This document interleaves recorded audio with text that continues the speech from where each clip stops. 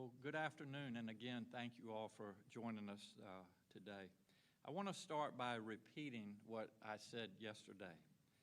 First of all, Virginia's K through 12 schools will close for the remainder of this school year. And starting at midnight tonight, we're putting additional restrictions on establishments that serve the public. Restaurants can remain open for carry-out, curbside, and delivery service only.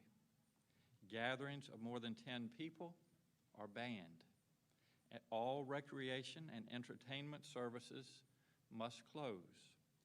Personal care services that cannot adhere to social distancing must also close. Non-essential retail establishments can only remain open if they allow 10 or fewer patrons and adhere to social distancing and increase sanitizing procedures. Essential services like groceries, health services, and businesses in our supply chain will remain open, but they also must adhere to social distancing and increase sanitizing procedures. Our businesses have a lot of questions about these new restrictions. We understand that. Those questions can be emailed to business@virginia.gov. business@virginia.gov. These measures will be in effect statewide for at least 30 days. These are not easy decisions because they will be painful for many people.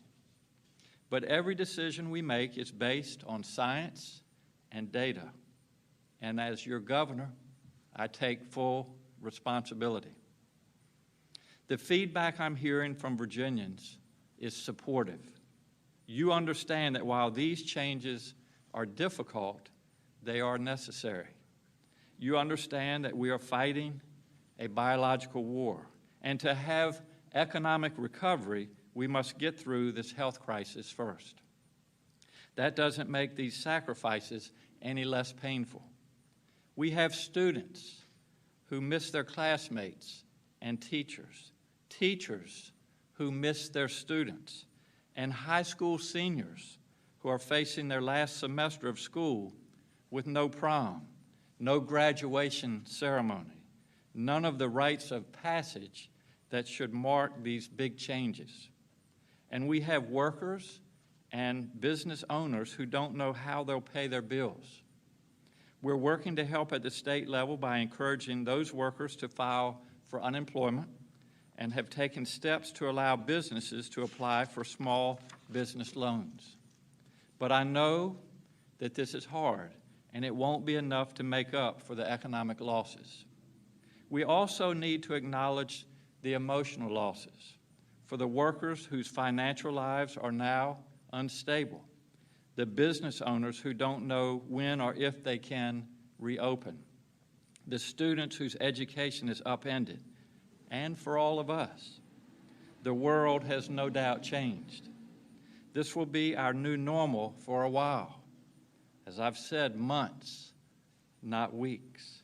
And we need to understand that. But it won't be forever. We will get through this. We are working every day to ensure that our hospitals and medical professionals have the equipment they need to do their jobs. I am a physician, and our Secretary of Health and Human Resources, Dr. Dan Carey, comes from a large health system.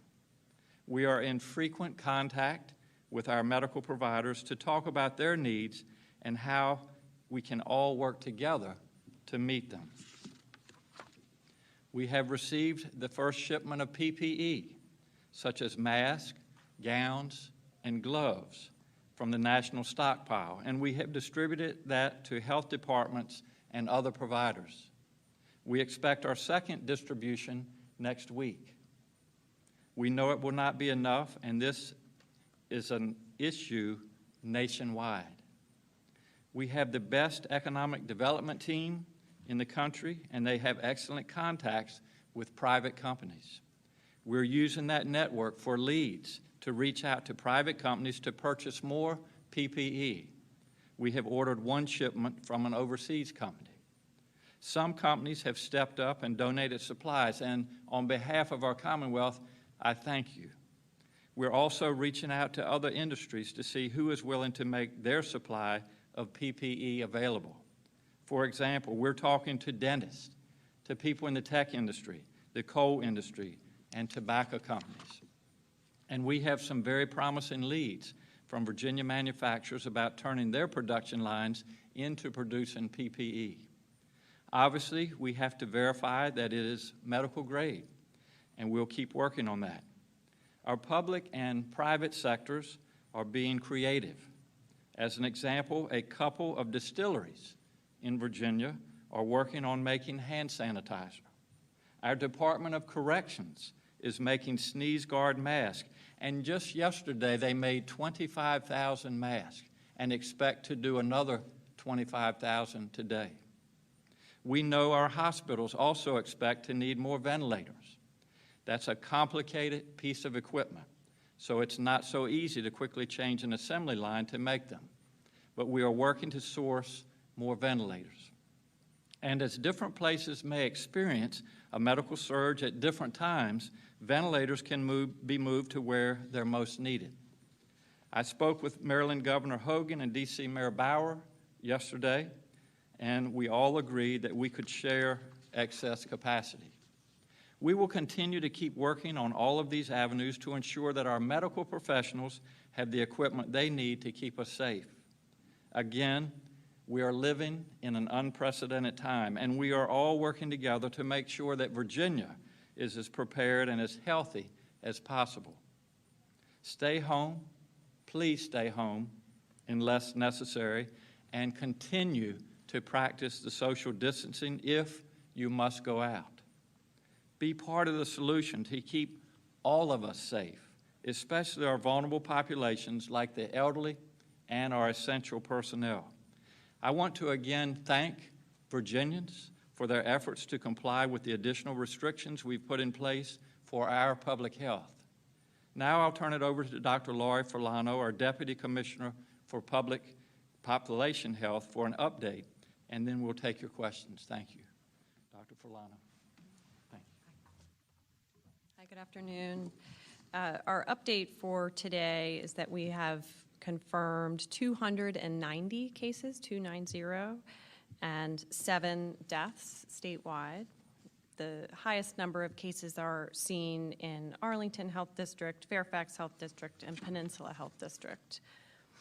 We did receive information from the Virginia Beach Health Department regarding a death in Virginia Beach, sadly. That was their first reported death in a hospitalized patient who had tested positive for COVID-19. It was a man in his 70s that did have previously underlying health conditions. And this was the 18th positive case of COVID-19 in Virginia Beach. And that death is reflected in our numbers on our website today. Thanks. Thank you, Dr. Furlano. I'll be glad to take questions. Governor Northfield, regarding the businesses starting at midnight that will have to remain either essential or those non-essential that can practice social distancing, we've gotten, for example, complaints from someone who says they work in a 500-person call center. I know last week you said talk to your boss first, OSHA next. What is your recommendation to those workers who feel like they are being put in a position to work in a situation that isn't practicing social distancing? What can they do? Yes, the question is workers that may feel uncomfortable in their current working environment. And I would just answer it the same way I did the last time, to have those discussions with their supervisors, with their employers, and if that's not sufficient, to take it to another level, and most people would deal with OSHA for that. Can they call local law enforcement, though, because you said that local law enforcement will have the power to enforce your executive order? Can they call police and have a misdemeanor against their bosses? Is that an option? I think it would be better to do as I just reviewed. Yeah, I was wondering, do we know how many of the positive cases are among healthcare workers in Virginia? Yeah. Thank you. Hi, thanks, Kate. The question is about the proportion of cases in healthcare workers. So we are analyzing that data in aggregate. It's not complete yet. As the numbers increase, we hope to be able to provide that breakdown. But as of right now, today, we don't have that available right now. Yeah, the president just said that he wants to open up the country by Easter. That's in 19 days. Do you think that's realistic for Virginia? The question was, the president says he wants to ease restrictions in 19 days, and I guess you said open up the country. I think it's fair to say that we all want our lives to return to normal as fast as possible, but I think we have to use science, we have to use data, we have to use consultation with folks like I have behind me, and really do what's in the best interest, in our case, of Virginians. And as I've said, while it would be nice to say that this will be behind us in 2 weeks, that's really not what the data tells us. The data tells us that this will be with us for at least 2 to 3 months and perhaps even longer. So again, while our intentions are to get back to normal, I think we have to be realistic, and I think it's very important that Virginians, that Americans do not receive mixed messages. And our message is to continue to do the things that we have offered as guidelines, the social distancing, the changes in our employment, the staying at home if at all possible. And if we can do that, we will put this health crisis behind us. And as I said yesterday, we're fighting a health crisis right now, and we're fighting an economic crisis. But the sooner we can get our health crisis behind us, the sooner our economy will recover. And so our main focus right now is to put this health crisis behind us. Do the number of COVID cases in the Commonwealth to date tell us that what we're doing with social distancing and so forth are working? And at what threshold, do you have to take more severe measures at a certain point if we're not getting that message? Yeah, the question is, are our measures working? And, Henry, we have taken aggressive steps to keep Virginians safe. And I wouldn't say so much as the numbers tell us that it's working, but science and experience dealing with infections, dealing with pandemics, tell us that these are the things that we need to do. And if we comply with them, they will work. And so, I encourage Virginians to continue to abide by these. Our numbers, for a couple reasons, are going to keep going up. Our deaths, unfortunately, are going to keep going up. We have nowhere come close to hitting that peak of the curve, but if we continue to do what we're recommending, we will hopefully flatten that curve as much as we can. And again, that's to protect our capacity of our healthcare industry, to make sure that if and when Virginians come in and they need hospitalization, that we have the beds available, especially ICU beds, that we have the staff available, and that we have the equipment that we need. And so, again, we're looking at science, we're looking at data from other countries, from other states, and we're looking at several months. Governor, those who run barbershops and salons have talked about having the opportunity to maybe see clients per appointment versus having the shops full of people. What do you say to them? And then on the sidebar, when the president says he's talking to governors all throughout the United States, are you in communication with the White House? We are, the second part of your question, are we in communication with the White House? And either I or my staff is in communication and takes part in the calls when governors are invited to be on the line. Your question is great about barbershops. And, if this lasts for a couple months, several months, obviously we're going to need to continue to get our hair cut. And so we're going to have to work with our barbers, our hair salons, and be creative and find ways that we can do that safely. And it's something that I'm aware of, and we will continue to work on that and how to make that possible. Governor, can you say more about the overseas shipment? Is that masks? And this was the first time when you referred to other industries that I heard tobacco. So I was Sure. wondering, is that masks as well? Yes, I'm going to let Dr. Carey, if you can address that. Thanks, Doc. Thank you, Governor. The question was really about what orders we've put out, and that was in addition to try to source things locally and develop new supply chains and production here in Virginia. We are also using the traditional leads to obtain the necessary personal protective equipment that Virginia caregivers, first responders, all the folks who use personal protective equipment need. So there's an order that we have for approximately 1 million surgical masks and 500,000 N95 ordered, and the agreement was a 10-day delivery time. And again, in this environment, you will understand it and appreciate it when it shows up. So we are vetting different suppliers, and when the procurement team gets an adequate signal that this is a reputable source, then we are using our emergency resources to try to get that equipment to Virginians. So that's just an example. And as the governor indicated, the VEST logistics team is vetting all leads. And Brian Ball and the Commerce and Trade Secretariat, among others, as well as those in finance, are following all the business leads that they have. And we're pursuing those. So when there's equipment that we need, that would include face shields, masks, gowns, in addition to face masks. We are acting on that. They're going to be in short supply, and we need to get our supplies in as quickly as possible. And I think we've mentioned in the past we really need national leadership to contribute to the excellent efforts that we're doing here in Virginia. Just really quick to follow up on what you just said. You mentioned you need national leadership. What specifically would you like to see the federal government do? I've heard some governors talk about the need to, put the Defense Production Act and put that into operation in the fullest extent. So can you just elaborate on what you want to see from the national government?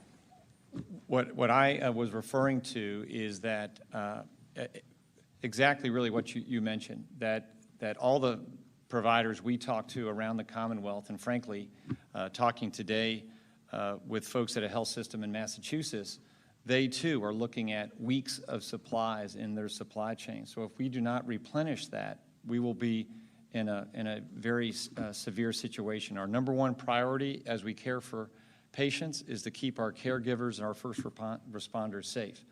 So one of the options is to organize at the national level production readily accessible to all states. Otherwise, each state is left, and we're doing it. We're doing it aggressively under the governor's direction to get things as best we can, and that's important, and we're not going to stop doing that.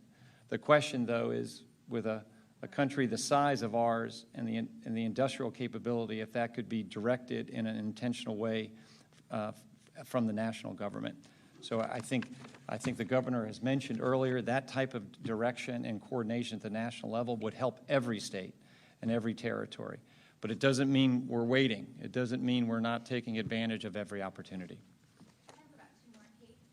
Yeah, clarification as well. The order of 1 million surgical masks and 500,000 N95 respirator masks, that is the overseas order. And then also, piggybacking off the Defense Production Act, is there a way that we could do that at the state level and require manufacturers in Virginia to start producing those materials? I'll have to get back to you on whether that's the order I was aware of that went out yesterday, whether that was foreign sourced or not. We can get information on that for you. In terms of the capability of directing that, Governor, I think our first goal is that we're getting lots of collaboration with our state industries to see how they can help. So right now, I think we're getting excellent cooperation and exploring ways that Virginia businesses can help Virginia and this region. And two-part here, Governor Northam, we've gotten, I know you mentioned this a few days ago, reports of hospitals canceling elective surgeries. We've gotten tips that some aren't doing that at the moment. If you could address that issue. And as well, I know you talk about flattening the curve and having the capacity as the case number grows. Do we know what that is right now? What is our capacity? Is there a number you can give us? Sure, I'm going to let Dr. Carey, but the question is as far as our direction to our hospitals to cancel elective surgeries. So if you want to. Thank you, Governor. A guidance went out nationally last Thursday concerning a classification of urgent and emergent and elective surgery. And we've talked to health systems around the Commonwealth, and by and large, they are adhering to that. Talking to a large health system nearby, that they have reduced beyond 90% elective surgeries, and that includes elective cardiac catheterizations and other procedures that consume personal protective equipment and other hospital supplies. So secondly, MSV, for example, put out Tuesday's on Monday, a very strong directive to their membership and physicians around the Commonwealth. This is critically important. Do not do elective procedures until we're able to replenish our PPE supplies. So that's very important. And we're assessing, along with the Virginia Emergency Support Team, has a work group that includes the Virginia Hospital and Healthcare Association, MSV, and other providers, assessing how their members are responding. Most are responding very well, but the governor also has options together with the Commissioner of Health if those measures and those directives from the national level and membership societies, if these aren't adequately addressing the issue, then the governor has other options. Thank you. Thank you all. And then regarding the our capacity of the health system, Did you want to address capacity?